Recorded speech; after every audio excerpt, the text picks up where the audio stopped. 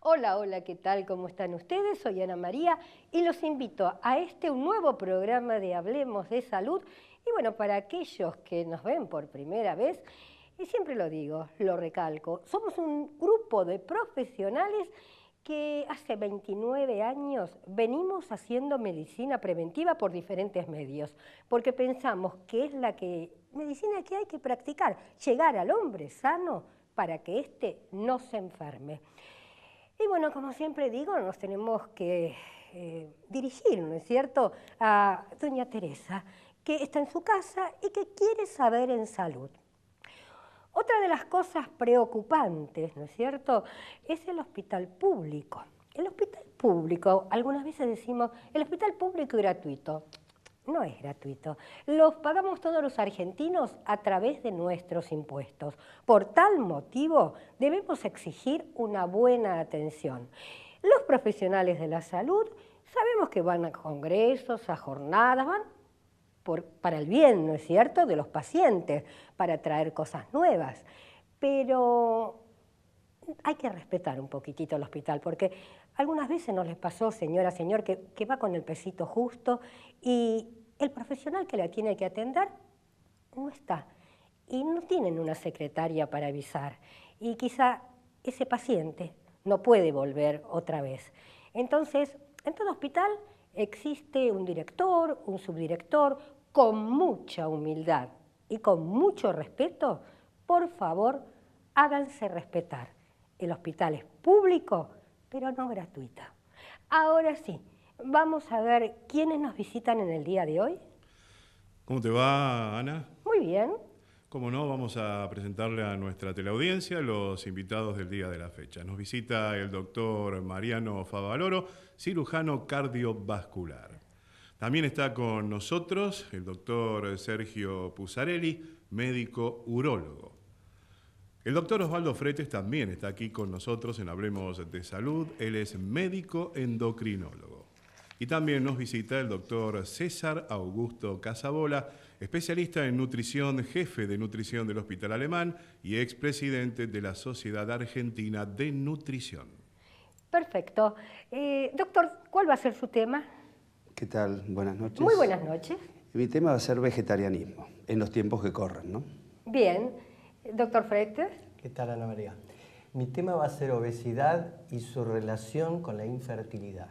Su tema, doctor. Buenas noches, vamos a ver las disfunciones sexuales masculinas. Bárbaro.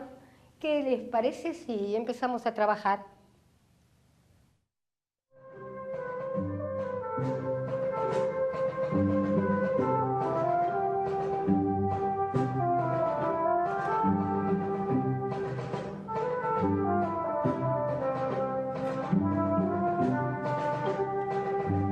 Aquí y Ahora Producciones presenta Hablemos de Salud.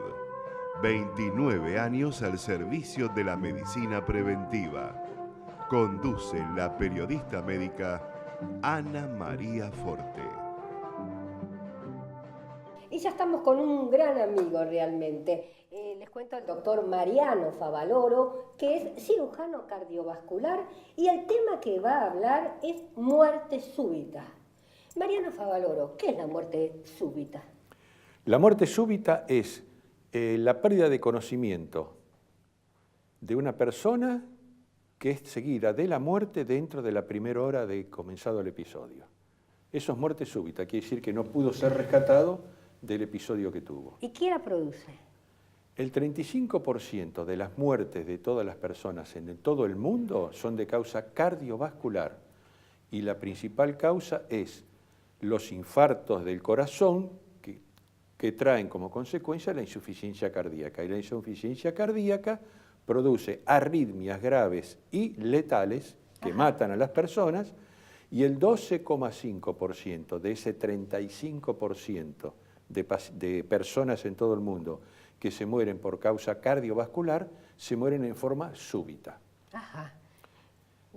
Son las personas que obligan, si hay gente a su alrededor y recursos, a hacerle el rescate de esa muerte súbita. ¿La reanimación? La reanimación. Perfecto, Así es. perfecto. Hay lugares, yo estuve en el Hospital de Pediatría Juan P. Garrahan y lo hice el curso, ¿no? Es muy importante que lo hagan las maestras, creo que los policías tienen obligación, porque Así uno puede es. salvar vidas. Tal cual. La finalidad es justamente salvar vidas. Ajá. Muchas personas se pueden salvar si tienen atención, sobre todo en los 4 primeros minutos, que si recibe asistencia circulatoria, que quiere decir compresión en el medio del esternón, entre 80 y 100 movimientos por minuto, Ajá. con una profundidad importante. Tanto es así que si se rompe algún cartílago costal, quiere decir que el masaje está bien hecho, no es que está mal hecho, porque la gente tiene miedo a lo mejor de producir algún daño, porque hay que comprimir el corazón bien para que justamente mover la sangre. Bueno, yo te voy a contar, ya te lo conté esto en radio, ¿no es cierto? A la cosa de 2 años atrás, yo estaba en el circuito de Palermo y un muchacho jovencito estaba tirado en el suelo y le estaban haciendo reanimación. La ambulancia vino con un médico y una médica. Empezó la doctora. Era como que mucha fuerza, aparentemente, como vos lo estás diciendo, no tenía. Continuó el otro profesional. Pasó un profesor de gimnasia y lo llamaron, porque una persona grande, corpulenta, y enseguida lo cargaron. Realmente con un pesar muy grande, porque me parece que el muchacho murió. ¿Sabes por qué? La ambulancia no tenía desfibrilador. Claro. Bueno, eso es parte del rescate de los pacientes, es justamente la coordinación de un equipo que se tiene que formar en ese momento si todo el mundo ha hecho algún curso o sabe o ha escuchado este programa, por ejemplo. ¿Qué quiere decir? Que si es una sola persona va a tener que hacerle masaje, ese masaje cardíaco que acabo de explicar. Y si hay más personas, lo primero que tiene que hacer la primera persona que llega, además del que está haciendo el rescate, llamar a la ambulancia, pero especificar que es un paro cardiorrespiratorio o cardíaco, sí, y que la ambulancia venga con desfibrilador. Hoy día acá en la ciudad de Buenos Aires, la mayoría las tiene. Creo que la mayoría, si no todas las ambulancias tienen un desfibrilador. Así que y todas las ambulancias de emergencias tienen desfibrilador. Ya es por ley eso. Es que hasta las madres tenían que, o sea, teniendo un bebé, tienen que aprender cómo, digamos, reanimarlo, ¿no? Obvio que no se va a hacer el mismo tipo de reanimación, sino que se hace con los dedos, ¿no? Porque el bebé es algo delicado. En los chicos chiquitos se hace con la palma de la mano abierta, se abraza el hemitórax izquierdo y se comprime el esternón, así, entre espalda y esternón. Esos son los chicos chiquitos. Y es muy efectivo. ¿Hay arritmias benignas? No son benignas, ninguna arritmia es benigna, porque todas pueden desencadenar en una arritmia mala. Claro. Pero hay algunas que tienen menos problema, menos sintomatología. Por ejemplo, la fibrilación auricular, que no es benigna, pero que al paciente no le produce la muerte súbita. ¿No es cierto? Que es una arritmia muy común con la edad. Se va alterando el músculo cardíaco con la edad, las células pierden ciertas características y en las aurículas, que son las precámaras que van a llenar los ventrículos, que son los que expulsan la sangre del corazón, se dilatan y se cambia esa estructura muscular y entonces pierden la sincronía del movimiento. Y entonces es todo un movimiento anárquico de cada célula por sí misma.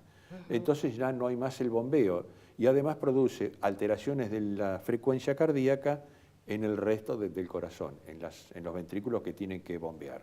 Claro, en ese momento, por ejemplo, el paciente o la persona, ¿no es cierto?, puede experimentar falta de aire. ¿Cuáles son los síntomas para que uno diga, está cursando una arritmia? Y son muy variables. En general, palpitaciones. Palpitaciones. Siente que un movimiento extraño en el pecho. Sí. La segunda situación es de debilidad. Debilidad porque le baja lo que nosotros llamamos el flujo cardíaco. Sí. Está sale poca sangre del corazón y se pone hipotenso. ¿No es cierto? Y después finalmente puede llegar a perder el conocimiento. Claro. Y acá tomarle el pulso, ¿tiene algo que ver? ¿Tiene el pulso alterado? Y el pulso, si querés, se puede tomar, pero muy pocos segundos, porque si no lo localizás, tenés que iniciar la maniobra de reanimación, Claro. porque no sabés si tiene algo de pulso o no tiene. Claro, ahí ya tiene que intervenir Y un vos médico. tenés que rescatarlo, claro. Y claro, llamar a una claro. ambulancia con... Y llamar a una ambulancia con desfibrilador. Que Bien. hoy día hay desfibriladores por ley en muchos lugares públicos. Ajá. Hay muchos en bancos, en instituciones deportivas, Sí. en canchas de fútbol. En muchos Bien. lugares donde hay mucho público hay desfibriladores. Sí, tendría que Y lo existir importante en todos es que la lados. gente sepa usar Exacto. el desfibrilador. Si bien como a Te veces guía, se te dice... guía el porque te habla. Yo los conozco. Claro, hay algunos Sí. última generación que hablan y te dicen lo que Te hay que ir dicen haciendo. en 3 palabritas todo lo que tenés Y que te hacer, es dicen muy fácil. cuando va a entregar el shock de alta energía Sí. y te dice no toque el paciente ahora. Exacto, exacto. Aunque en realidad no te hace nada el shock. No, para nada, no es nada eléctrico. Bien, eléctrico externo, ¿no es cierto? Claro.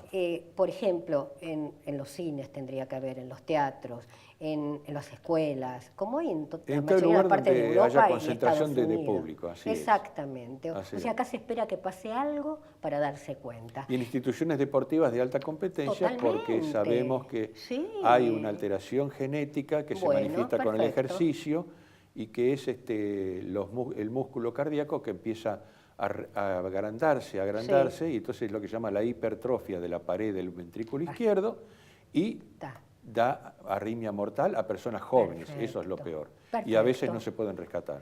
Correcto. Y yo recomendaría, ¿no es cierto? Lo viví en el circuito de Palermo. Ahí hay, ¿cómo se llama? Los saludables, los... Estaciones Estaciones saludables. saludables, gracias Mariano. Pero muchos no pueden Y hacer ahí en ese tendría caso. que haber un desfibrilador, nada más que eso. Te Claro. agradezco, Mariano Favaloro. Muy bien. Excelente como siempre la charla. Muchas gracias. Bien, Gustavo Ríos, por favor, ¿nos podés decir si estamos en la radio? Estamos en la radio, Ana, Hablemos de Salud, AM 1220 Ecomedios, todos los martes a las 12 y también a través de www.ecomedios.com. Muchísimas gracias. Y vamos a ese corte tan pedido.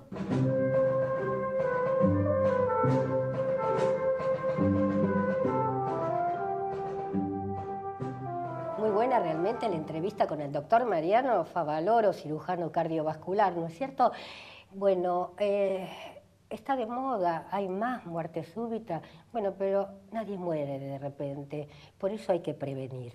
Y ya estamos con otro gran especialista, como es el doctor Sergio Puzzarelli.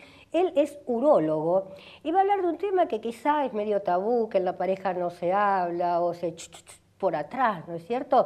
Esto hay que hablarlo porque hoy en día tiene solución. Con el doctor vamos a hablar acerca de disfunción eréctil y eyaculación precoz. Dos temas bastante, digamos, bravos para quien lo padece o para la esposa, tema callado, tema que antes no tenía solución. Ahora, doctor. ¿Cómo le va? Las dificultades sexuales siempre están involucrados ambas partes, porque la sexualidad siempre se define también en función del otro. Nosotros vamos a hablar ahora de los problemas que presentan los hombres cuando están en el espacio de intimidad erótica. Básicamente, los 3 grandes grupos de problemas que los hombres presentan son los trastornos del deseo de los hombres que manifiestan no tener ganas de tener relaciones, básicamente los problemas en generar o mantener una erección durante un acto sexual con una mujer, y en tercer lugar, el problema de la eyaculación prematura o eyaculación precoz, como se conoce habitualmente. A veces estos 3 elementos pueden estar juntos y presentes en una misma persona, a veces no, a veces es uno de los 3. El problema es que muchas veces, empezando por alguno de estos problemas, se empiezan a desencadenar en forma como de piezas de dominó las demás eventualidades en la intimidad. Yo pienso que cuanto más nervioso se pone el hombre, peor repercute en la pareja, pienso, aparte de haber una patología o no, ¿no es cierto? Bueno, la palabra nerviosismo, o sea, lo que se debe tener en claro es que cualquier persona que va a tener una relación sexual con otro lo que busca es básicamente sentir placer. Claro. Y es muy raro que una persona pueda sentir placer en un estado de nerviosismo. Claro. Entonces, donde ingresa el nerviosismo, ocupa demasiado espacio en la cama y no permite disfrutar a los integrantes de la pareja. Ajá. En general, el hombre es el que presenta situaciones de mucho nerviosismo en la intimidad erótica porque es el que expresa a través de su cuerpo su nivel de excitación. Entonces, claro, mal se dice que la mujer puede mentir, el hombre no. Mal se dice. Sí, es cierto, porque la mujer no necesita expresar de un modo manifiesto, con ninguna estructura de su cuerpo, su nivel de excitación, mientras que el hombre sí, porque es muy, obviamente, básico darse cuenta, ¿no? Bien, y también hay hombres que dicen, bueno, mi problema es el uso del preservativo, ¿eso es cierto? Sí, sí. El problema del uso del preservativo es que muchísimos hombres no incorporan el preservativo como un complemento erótico para el placer, sino que lo encuentran como un elemento de perturbación para poder disfrutar. Ajá. El argumento es que no sienten, el argumento que les molesta el procedimiento de colocarlo. Esto tiene que ver mucho también con un fenómeno cultural y de aprendizaje, es decir, la gente de mi generación no se educó en el uso del preservativo. Porque le dicen hay que usarlo, pero no cómo. Ni siquiera cómo se coloca correctamente. Sí, hablo ya de un adolescente, de un niño. Ahí ya tendríamos, ¿no?, que entrar en un capítulo de cómo se le enseña y qué se le enseña a la gente y cómo se le explica la sexualidad a la gente y, entre otras, técnicamente cómo se coloca un preservativo. Exacto. Pero en general, más allá del concepto técnico de la colocación del preservativo, existe el concepto emocional del uso. ¿Qué quiero decir con el concepto emocional del uso? Si yo un objeto que tengo lo incorporo como un complemento para mi placer, lo voy a naturalmente y fácilmente a desarrollar. Si en cambio ese mismo objeto yo lo vislumbro o lo siento como una cosa que me entorpece y me molesta, naturalmente nadie hace lo que no le gusta. Claro. Y el que no le gusta usar preservativo es un fenómeno de mucha refractaria y eso es un problema. En general, decía, esto se ve mucho en la gente, digamos, de mi generación y demás, porque no están educados y acostumbrados al uso. La gente más joven sí, porque ya hay toda mucha demanda y mucha información donde los chicos ya emprenden a incorporar que lo necesitan. A pesar de todo eso, tampoco se utiliza como se debería utilizar. Por eso tenemos mucha aparición de enfermedades, ¿no? Claro, o sea, nosotros, cuando éramos... fuimos jóvenes alguna vez, ¿no es cierto, doctor? No estaba todavía instalado el HIV. Entonces nos cuidábamos para no quedar embarazados, ni tampoco se veían muchas enfermedades infectocontagiosas, ¿no es cierto?, de transmisión sexual. Después, bueno, la cosa cambió. Entonces ya nacieron con el hecho de que, bueno, hay que usar preservativo. Bueno, eso es un tema interesante, porque si así fuera, no habría explotado como una pandemia el HIV. O sea, si el conocimiento del HIV se hubiese determinado una modificación de la conducta, digamos, muy poca gente adquiriría HIV porque todo el mundo se protegería. Sí. Sin embargo, la conducta humana hace que el HIV sea una pandemia porque la conducta humana no utiliza el preservativo como elemento de cuidado. Exacto. Y, doctor, yo no quiero entrar en polémicas, ¿no es cierto?, porque ya bastante estuvo polemizado el tema. Pero existe esa pequeña duda porque nos queda todo dentro de si estamos totalmente protegidos con un preservativo. Por favor, claro que sí. Me parece muy bien que lo recalquemos, ¿no es cierto? Pero a ver, es un tema que directamente hay que soslayarlo, o sea, no hay que entrar en esa discusión. Perfecto, perfecto. Lo que la juventud debe entender que cuando va a tener una relación sexual, el acto sexual requiere del uso de un preservativo. También, como bien decía Puzzarelli, que tiene que ser algo normal el preservativo, pero tiene que entrar dentro del juego sexual, o sea, tiene que ayudar a la mujer para que eso no sea un calvario, porque después se convierte en un calvario para ambos. Bueno, es muy interesante, ¿no?, porque tú utilizas la palabra tiene que. Ajá. Probablemente para nosotros en esta charla sea así, pero para muchos hombres y mujeres en la intimidad no tiene que. Por eso no lo hacen. Ajá. Bueno, entonces les tenemos que enseñar, porque la televisión tiene que enseñar. Sí, lo vuelvo a insistir, por supuesto que quienes tienen un vínculo estable no necesitan de dicha protección, pero aquellos que tienen una vida sexual con parejas alternativas, tantos hombres y mujeres deben tener el uso del preservativo como hábito sexual, forma parte del hábito, es decir, que algo que yo tengo que hacer siempre. Bien, doctor, yo le voy a decir algo, lo digo a menudo, cuando tocamos el tema. Hace 27 años atrás vino a la radio un médico del Hospital Muñiz con una persona, una mujer con HIV contagiado por el esposo. Y el bebé, o sea, estaba embarazada ella, el bebé nació, gracias a Dios, nació bien. Entonces, nosotros hasta qué punto podemos decir, a mí no me va a tocar, mi marido, si es mi marido, bueno, ¿y cómo me voy a cuidar? Por eso le expliqué lo de la pandemia. Bien. ¿Por qué? Porque ¿Ahí entra la infidelidad en la pandemia? No es que entre la infidelidad. No, pregunto porque yo estoy hablando de la infidelidad. Pero la fidelidad, bueno, está bien, por supuesto, si el hombre, el problema más allá de la infidelidad es que el hombre tuvo una relación sexual con una mujer sin cuidarse. Claro, ocasional fue, sí. Exactamente, y eso es un acto de irresponsabilidad. ¿Por qué? Porque transmitió la enfermedad a su pareja, correcto, y tuvo la suerte de que no se lo transmitió al hijo.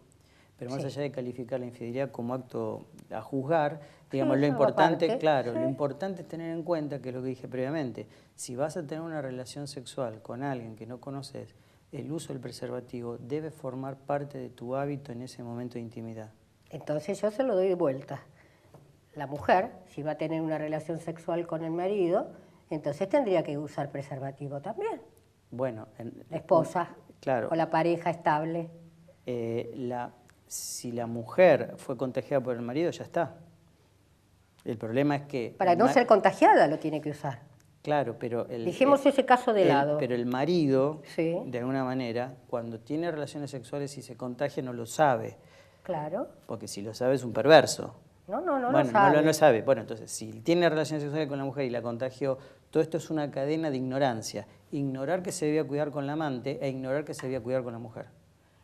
Entonces, las mujeres nos tenemos que cuidar de nuestros esposos o parejas estables. ¿No es bueno, cierto, pero es doctor? un tema, a ver, y sí.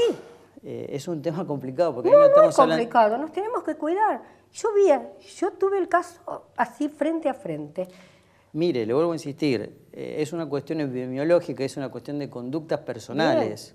Bien. Es decir, desde el momento que usted está teniendo una convivencia con una persona, evidentemente pues usted está confiando en esa persona. Sí. Ahora, si de alguna manera usted va a dudar de esa persona, bueno, entonces tiene que exigirle que use preservativo siempre. Perfecto. Pero ahí ya entramos en un tema de intimidad vincular entre dos personas. Bien. Ahora, en general se dice que cuando ambas partes del proceso y muchas parejas se vinculan, empiezan a tener relaciones sin preservativo y ambos integrantes de la misma se hacen un HIV previamente. Pactan y a las entre 48 los dos, horas se tiene que hacer otro y a los 6 meses otro. Pactan una regla de juego. Decir, mira, yo me hago esto, bueno, entonces tengamos sexo libre y aceptamos el compromiso de nuestra fidelidad. Pero dura de por vida. Bueno, pero eso vos insistirle. Ahí tendríamos que entrar en un tema de dudoso comportamiento y de los compromisos que uno asume en un vínculo. Pero eso es un área.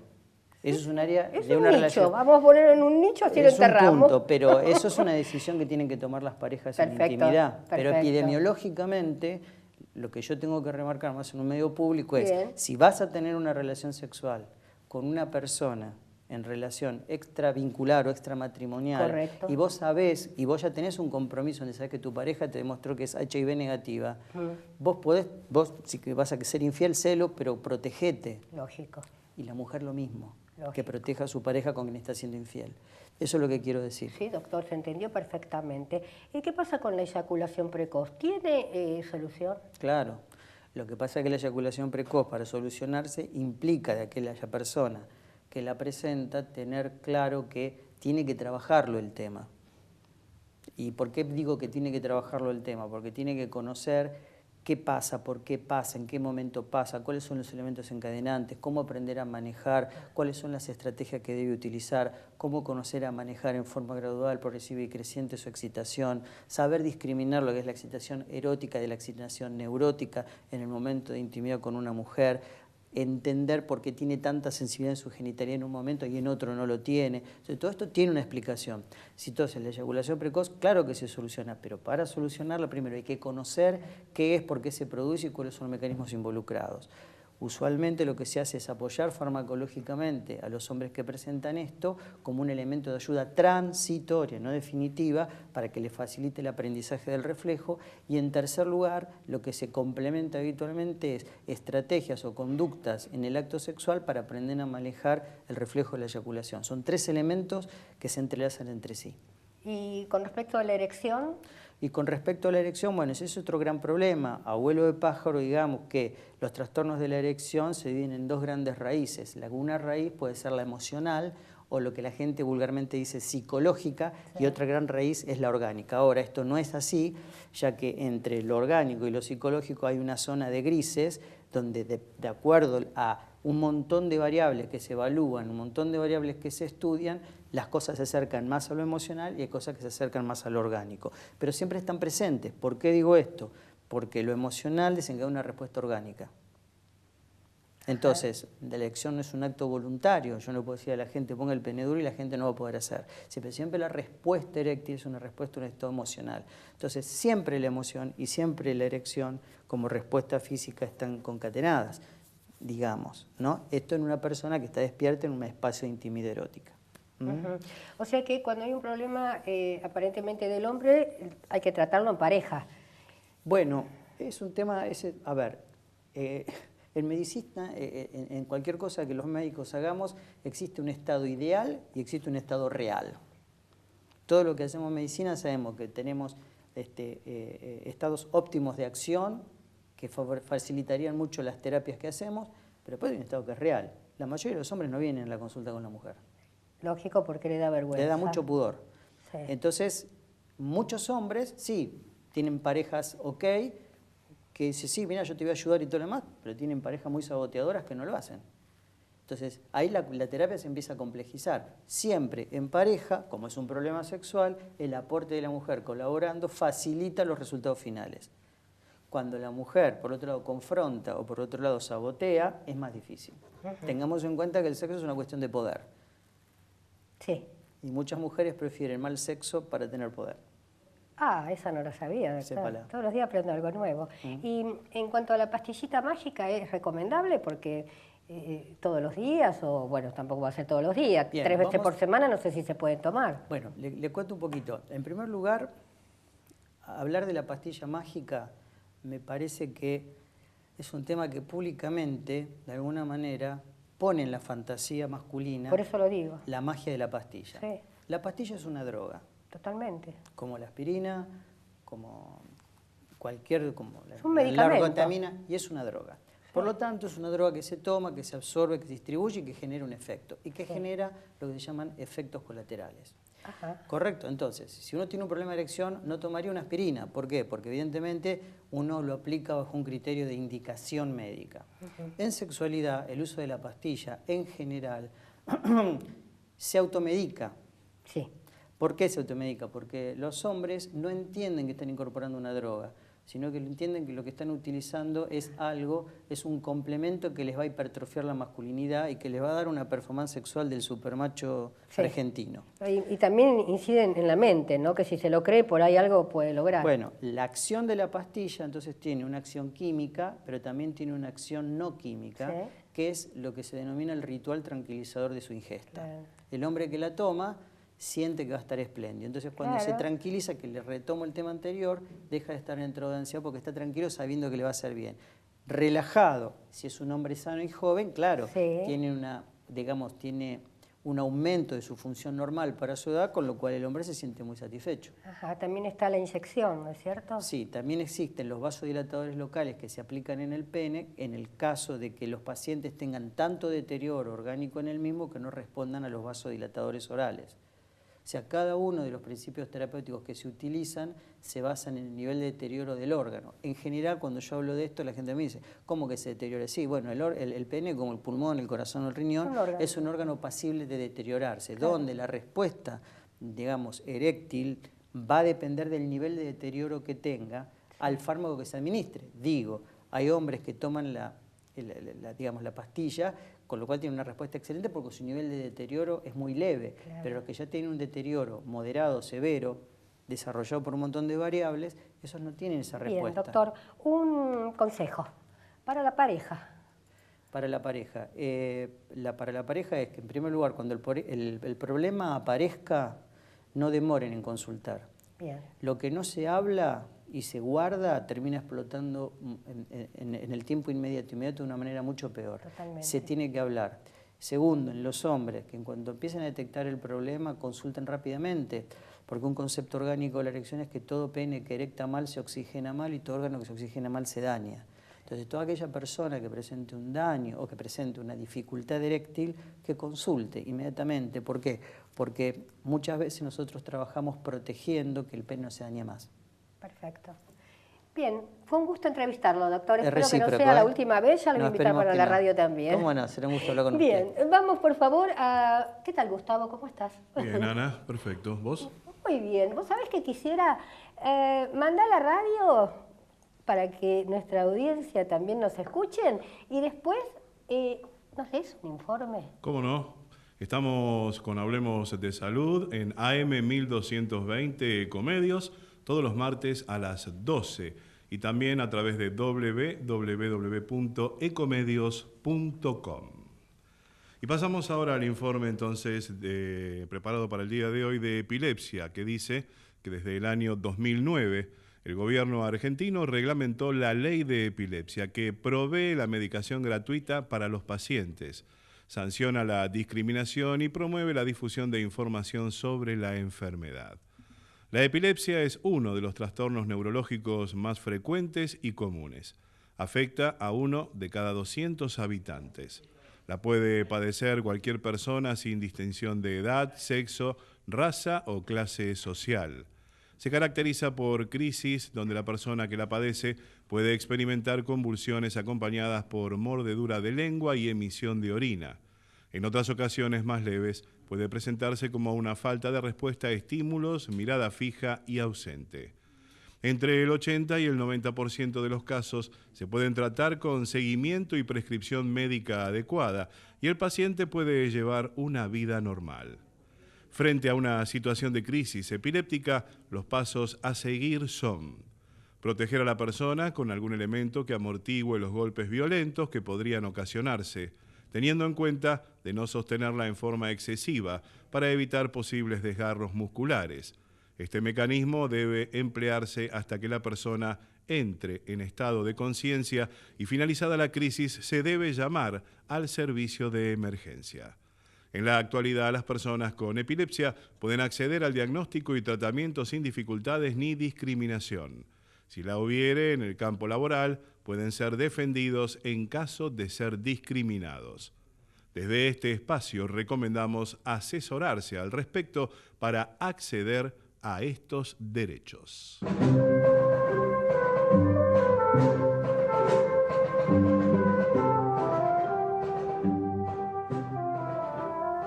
Muy buena realmente la charla que tuvimos con el doctor, ¿no es cierto? Y el informe de epilepsia, excelente. Productor, muy bueno, sigue escribiendo. Bien, ya estamos con otro gran amigo, el doctor Osvaldo Fretes.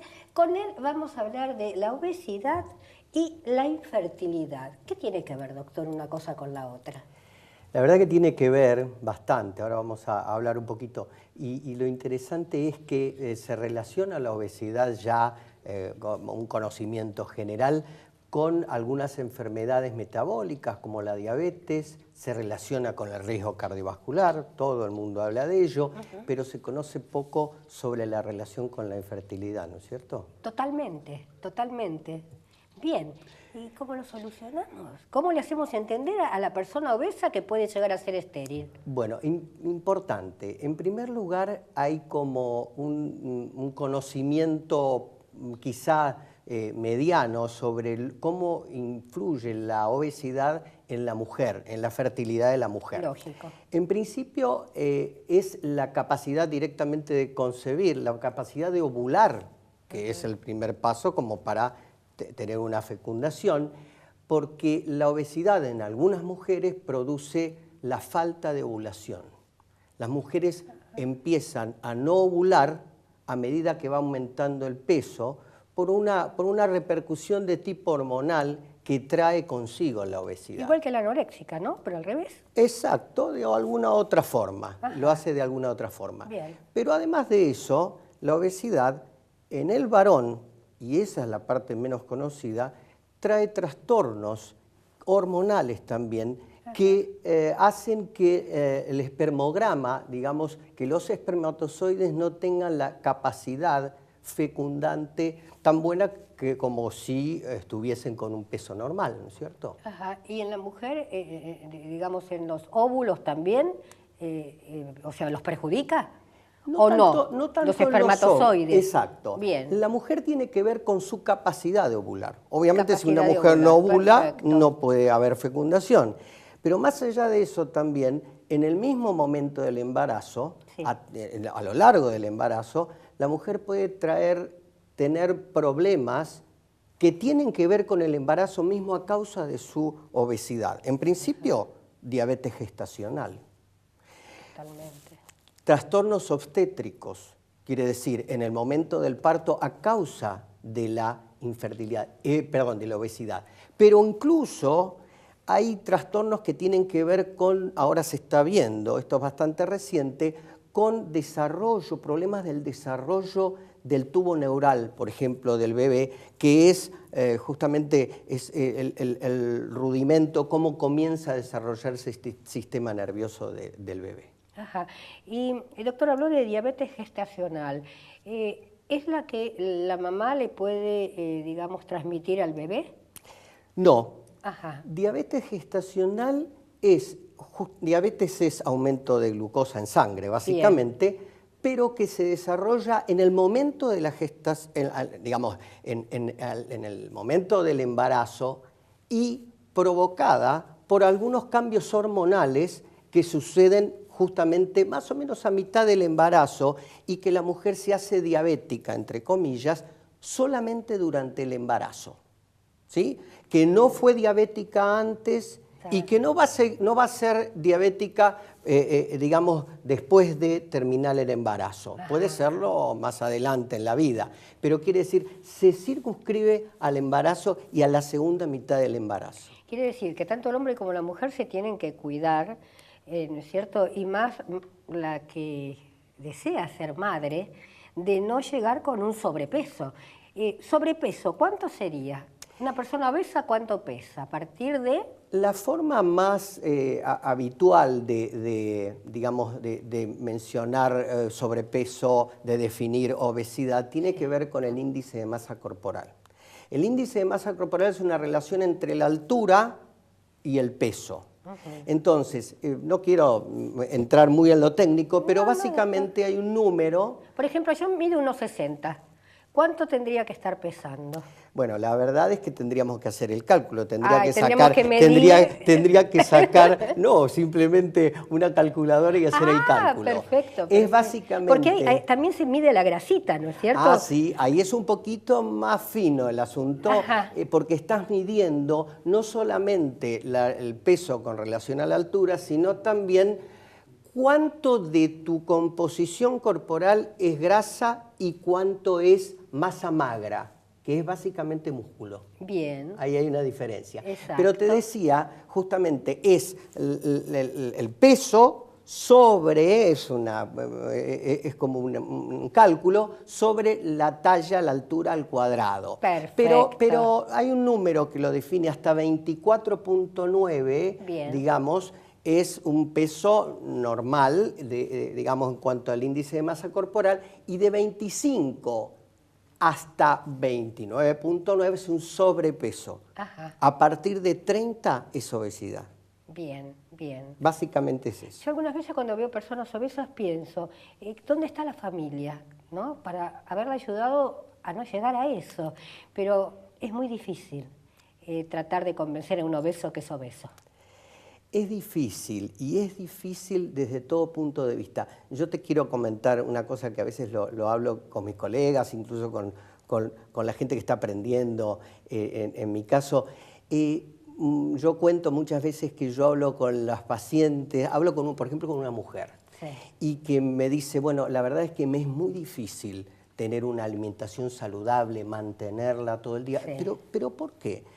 Y porque la verdad que yo me compro las cosas saludables, trato de hacer la dieta, pero bueno, en casa yo tengo las galletitas, tengo esto, tengo lo otro, entonces me tiento. Claro. Y yo le digo, ¿para qué tenés las galletitas y todo lo otro? Para los chicos, a los chicos no les puedo Y Pero bueno, se está entonces preparando. se está preparando para tener tu mismo problema un poco más adelante. ¿Se Claro, entiende? Que es una idea, ¿no? Doctor, yo algunas veces, bueno, cuando caminan por la playa una familia, se ve la mamá, el papá y los dos nenes, y si uno saca una foto, la mamá obesa, el papá obeso y los dos nenes ya uno los ve peticitos y retacones. O sea que ahí hay que agarrar, ¿no?, el hábito. Sí, hay un factor, por supuesto que hay factores genéticos. Vamos a empezar por ahí. Hay factores genéticos Sí. que predisponen a que una persona pueda tener sobrepeso o obesidad. Pero más allá de eso, y con mucha más importancia, lo que tiene que ver son los hábitos. Cómo se come y es cómo se come en la casa. Sí. Qué hábitos se van adquiriendo y van adquiriendo los chicos de los papás en general, ¿no es cierto? Sí. Ahora ya a nivel sociedad hay un problema más grande porque los hábitos se están adquiriendo a nivel ya social. Porque si todos los chicos van a todos los compañeros del colegio, donde fuera, van a comer comida rápida X veces por semana, parece el chico que no va y no come comida rápida, parece que no es del grupo, ¿no? Totalmente. Me contaba una amiga que ahora es muy común, se perdió el hábito que tuvimos nosotros de comer en familia. Al mediodía nos reuníamos a comer y a la noche también. Ya se perdió el mediodía y se está perdiendo la noche. Y comen en la escuela. Entonces, me decía que mandaban o sea, los padres tienen que elegir el menú de la semana. Pero entre dos compañeritos se pasaban el menú. Y uno de ellos aumentó en 15 días 2 kilos. Decíamos, qué gordita, qué linda que está la nena. Y indagando, era porque comía hamburguesas, papas fritas y todo con mucho ketchup, decía, con mucha mayonesa. Entonces eso también ya perdió las riendas de la casa mamá y papá, porque ellos van al comedor y se cambian los platos. Sin ninguna duda. Y además, como bien vos decías también, se perdió el ritual o qué sé yo, la costumbre de hasta, no hablemos del mediodía, de hasta cenar juntos. Exacto. Porque o estamos juntos y está con el celular y está con la cabeza en otro lado. Y la comunicación es importante, por lo menos si queremos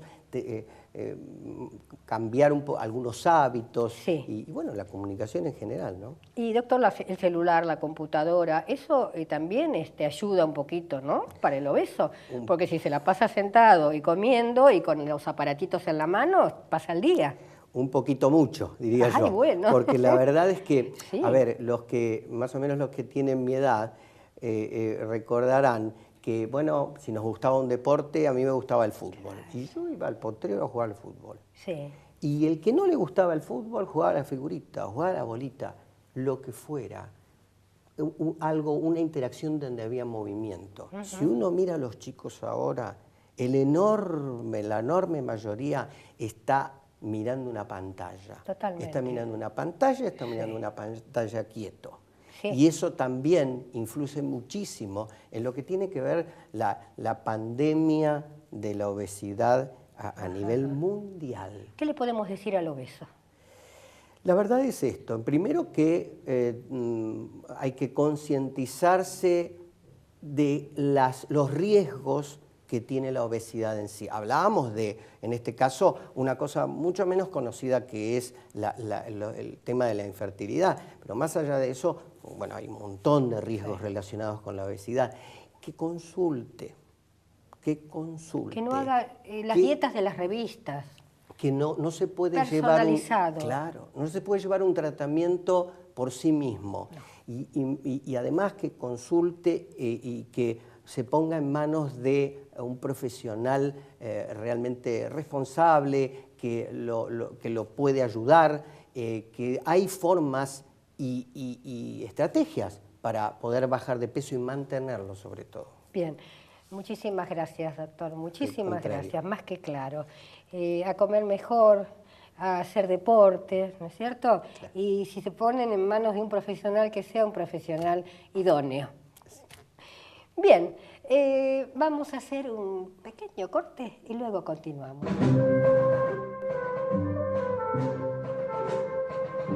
Bien, y continuamos con Hablemos de Salud. Gustavo Ríos, por favor, ¿nos pasás la página? Nuestra página web www.hablemosdesalud.com.ar, Ana. ¿Y Facebook? Y en Facebook nos encuentran en dos direcciones. Hablemos de Salud, Ana María Forte, y Fiebre Mediterránea Familiar, Pacientes y Familia.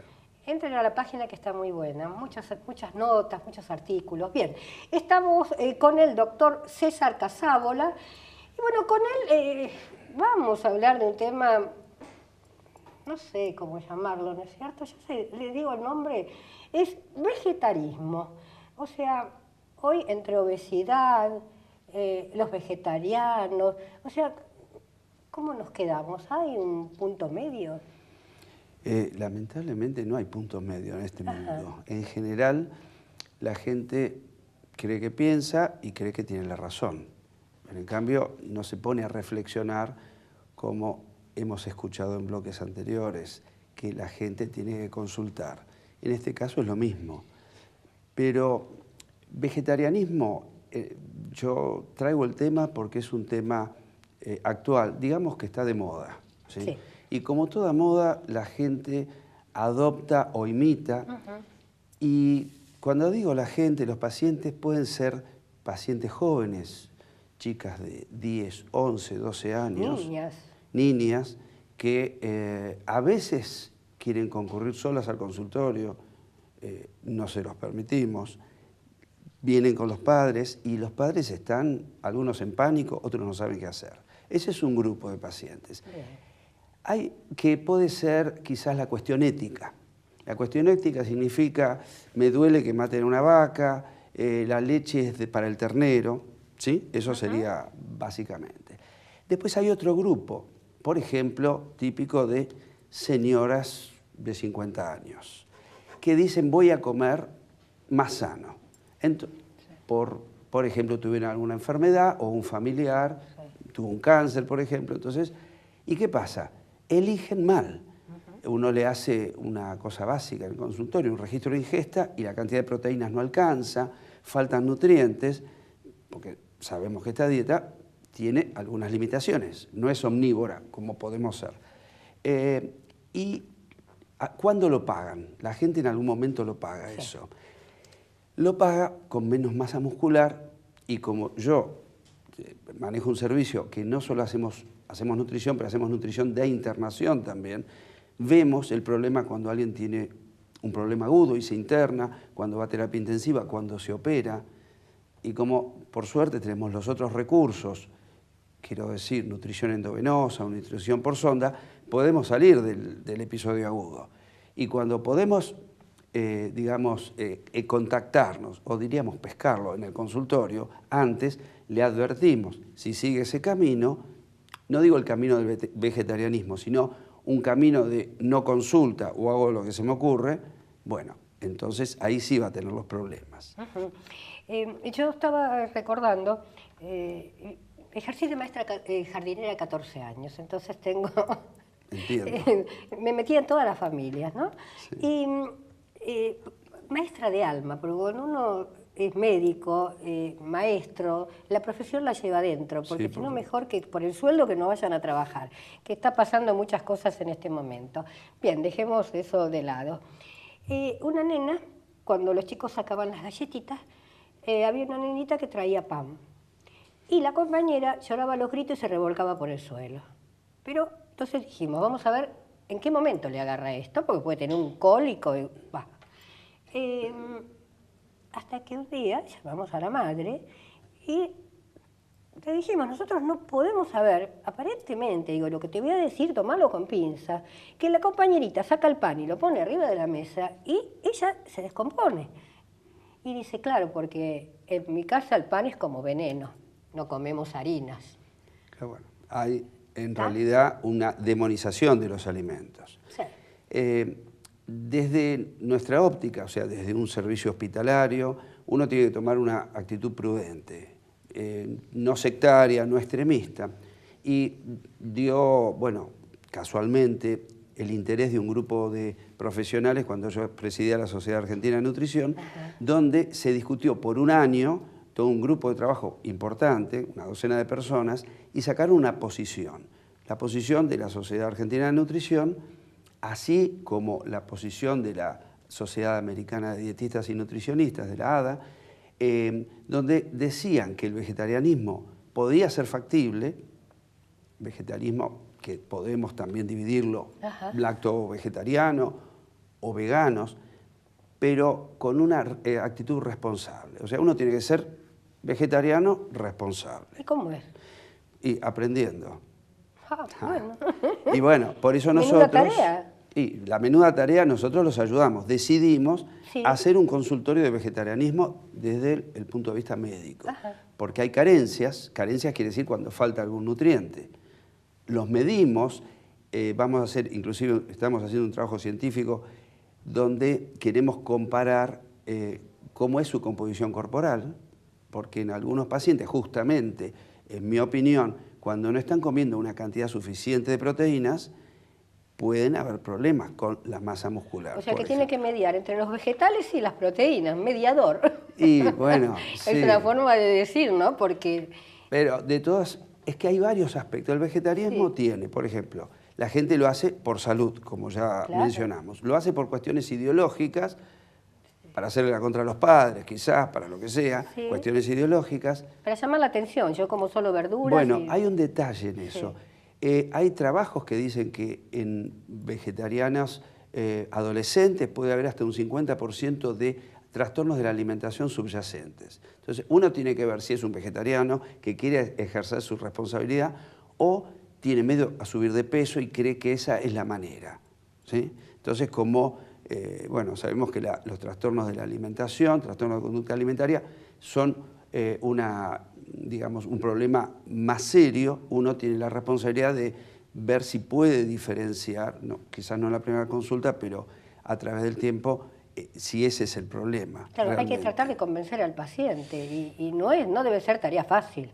No, si, como yo le dije antes, venimos con preconceptos y creemos que todo el mundo tiene algún motivo para tener razón, ¿sí? Claro. Y siempre hay motivos para un lado o para el otro. No digo que solo son los abogados los que te dicen, ¿para qué lado querés que vaya esto? No. Y doctor, por ejemplo, una dieta ideal para un adolescente. En realidad, y creo que se mencionó también en los bloques anteriores, que hay que ajustar la dieta a cada persona.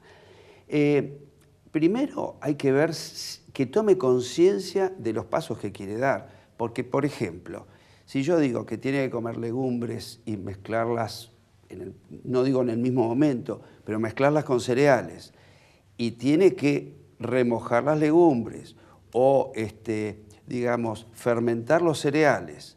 ¿Cómo se remojar las legumbres?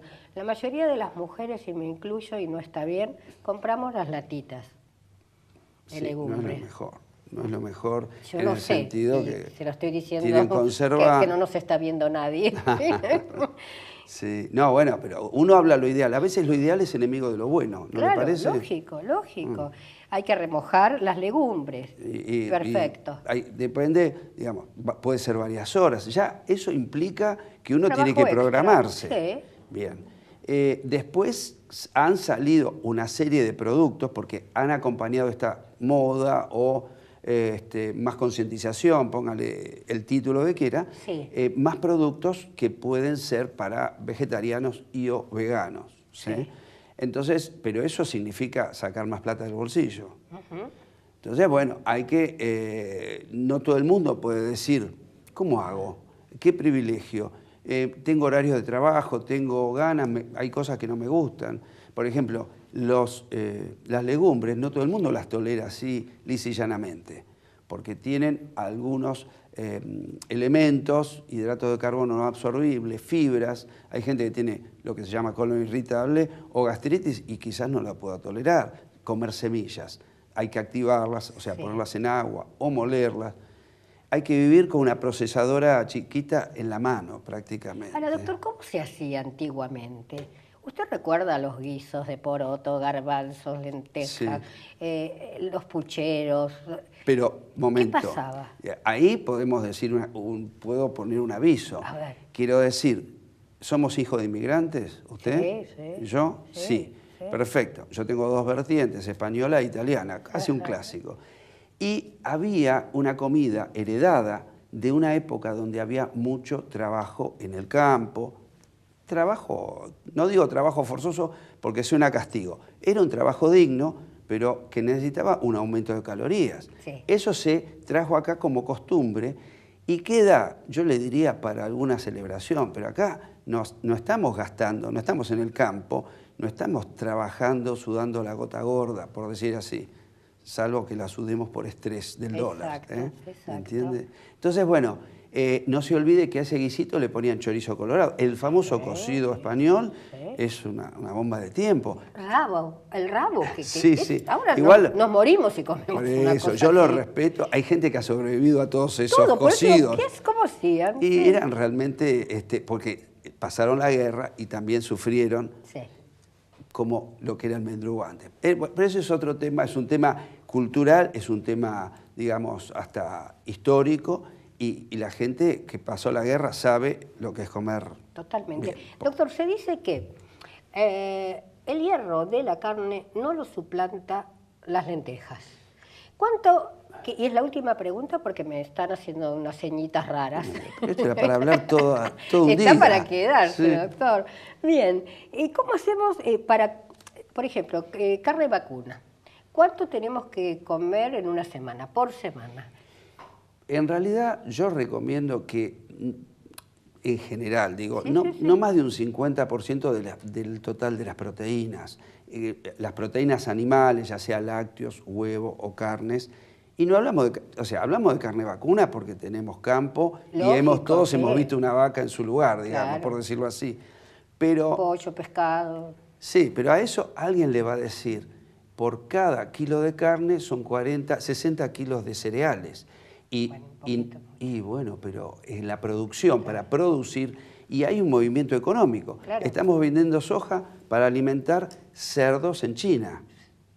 Y porque los chinos tienen más capacidad adquisitiva. Entonces, uno me diría, no, de eso no hable porque eso tiene que seguir así. No, Lógico, sembremos no. soja Arruinamos el negocio. hasta en el pavimento. Sí. Bueno, por eso, cuando alguien desde distintos niveles ven hacia dónde uno tiene que ir, uno podría decir, bueno, yo si fuera ministro de Salud pediría al ministro de Producción, bueno, mira, la carne exportémosla y tratemos de comer, seamos más vegetarianos, vamos a tener un valor agregado por esa carne, pero nosotros podemos comer inclusive un poco más económicamente si las legumbres, y de paso pasamos el aviso, frutas y verduras que están muy caras y estamos comiendo poco los argentinos, ¿no? No sé, porque uno es como que come un primer plato suculento y no queda para las frutas, ¿no es cierto? Pero yo insisto en esto, doctor. Nuestro organismo tiene que tener hierro, y más el organismo de un joven, ¿no? Y decimos, bueno, en una semana, porque son preguntas que nos hace la audiencia, un churrasco por semana, dos churrascos de la palma de una mano, o sea que para darle algo concreto a la gente, ¿no?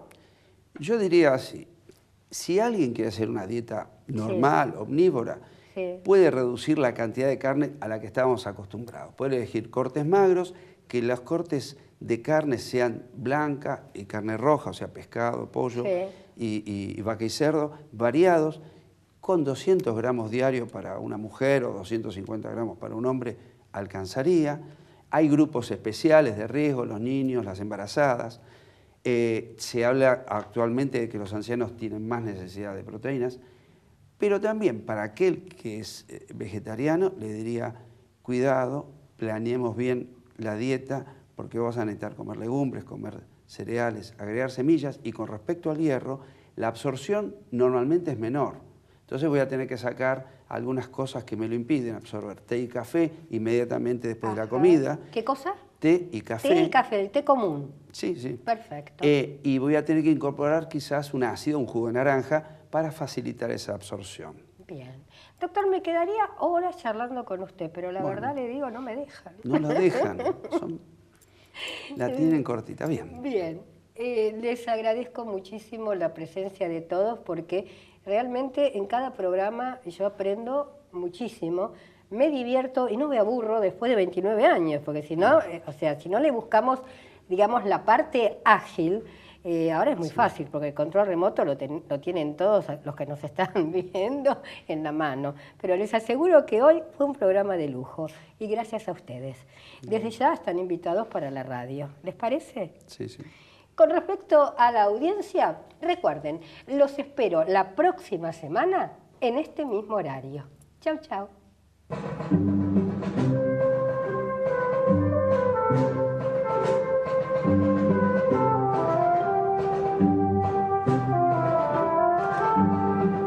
Peina a la señora Ana María Freddy para Peluquerías Pino de Oscar y Julio. Pasaje Busquiazo 3043 Palermo. www.pino.com.ar. Karina Uranga, cosmiatra. karinauranga@hotmail.com. Maquilla a la señora Ana María Look 5D. Formosa 389 Caballito. Buscanos también en Facebook e Instagram. Viste a la señora Ana María Agarrate Catalina. Avenida Santa Fe 3134, Ciudad Autónoma de Buenos Aires.